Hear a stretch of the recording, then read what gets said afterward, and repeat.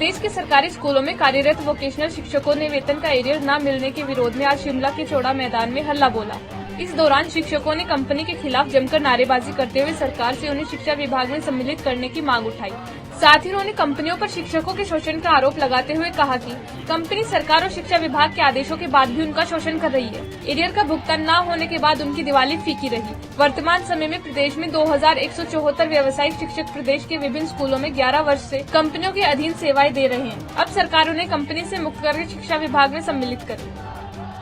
हमारा यहाँ पर एकत्रित होने का मेन मोटिव ये है कि ये जो कंपनियों के थ्रू हमारे को रिक्रूट किया गया है स्कूलों में, ये कंपनियां अपनी मनमानी पर उतराई हैं। क्योंकि आपको भी पता है कि 28 तारीख को गवर्नर जी के और सरकार की तरफ से आदेश हुए थे कि सैलरी एडवांस में दी जाएगी, परंतु हमारा जो शिक्षा मंत्री जी ने कहा था 4 तारीख को और 5 तारीख को डायरेक्टर महोदय के ऑर्डर हुए थे कि 20 तारीख से पहले इनका जो एरियर है अप्रैल टू सितंबर का वो पेड किया जाए।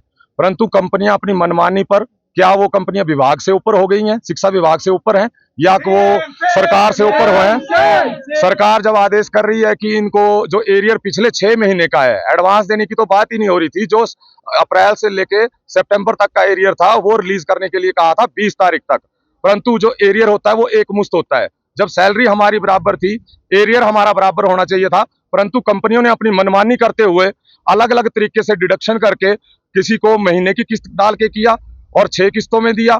और परंतु अभी भी 2 कंपनियां ऐसी हैं जिन्होंने अभी तक एरियर नहीं दिया है, जिससे कि 500 से 600 साथियों को हमारी दिवाली फीकी कर दी गई है।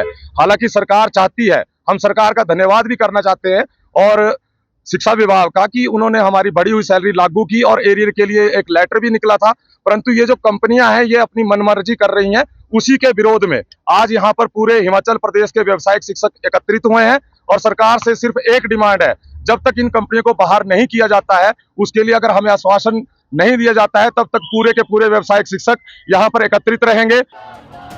वहीं सुचिता शर्मा ने कहा कि वे 11 साल से अधिक समय से अलग अलग विद्यालयों में कार्यरत हैं। 2000 से अधिक शिक्षक इस समय सेवाएं दे रहे हैं। इतने साल के बाद भी कंपनियां उनका शोषण कर रही है। उन्होंने सरकार से मांग करते हुए कहा कि उनके लिए कोई नीति का निर्माण कर कंपनियों को बाहर का रास्ता दिखाया जाए।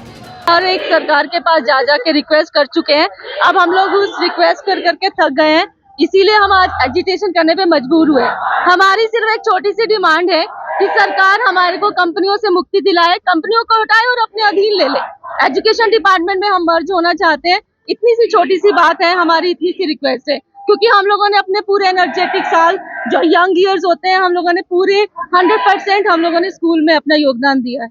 व्यावसायिक शिक्षकों ने कंपनियों के अधीन से हटकर आप डायरेक्ट विभाग के दायरे में आना चाहते हैं? क्योंकि हम लोग भी पूरी तन्मयता के साथ काम कर रहे हैं। हम लोगों ने भी अपने इतने एनर्जेटिक ईयर्स जो है गवर्नमेंट को हमने सरकारी स्कूलों को दिए, तो हम भी अपने लिए रेगुलर पॉलिसी चाहते हैं, हम भी रेगुलर होना चाहते हैं। कितने सालों से जॉब कर रहे हैं और कितने स्कूलों में फिलहाल? हमारे यहाँ पर 2100 कुछ जो है हमारे स्कूल हो चुके हैं, जिनमें व्यावसायिक शिक्षक हैं जो शिक्षा दे रहे हैं, और 1100 स्कूल हैं जिसमें हम लोग अपने अलग अलग स्टेट के स्कूल्स में हम शिक्षा दे रहे हैं।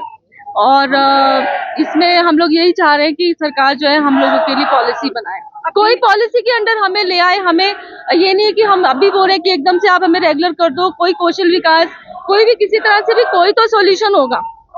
कितने टाइम से सेवाएं दे रहे हैं आप लोग? हमें 11 साल से अधिक समय हो चुका है सर। कंपनी कितना पे कर रही है, कम पे कर रही है? एज पर रूल पे कर रही है, पर जो भी है उन लोगों का हम लोग अभी सेटिस्फाइड नहीं है। वो जैसे अभी एरियर की बात हुई थी, हम लोग की सैलरी सबकी सेम है, still they are cutting the, जैसे ESI की सी काट दिया उन्होंने हम लोगों का। तो डिफरेंट एरियर्स अभी हम लोगों को मिले, किसी को 13,000 कुछ मिले, हम लोगों को सिर्फ 1621 रुपए मिले हैं, कईयों को 1639 रुपए मिले। मतलब डिफरेंट एरियर्स कैसे पहुंचा जब हम लोग की सैलरी सेम है। बहरहाल अब देखना ही होगा कि सरकार इनकी मांगों को कब तक पूरा करती है। पंजाब केसरी टीवी के लिए शिमला से अली की रिपोर्ट।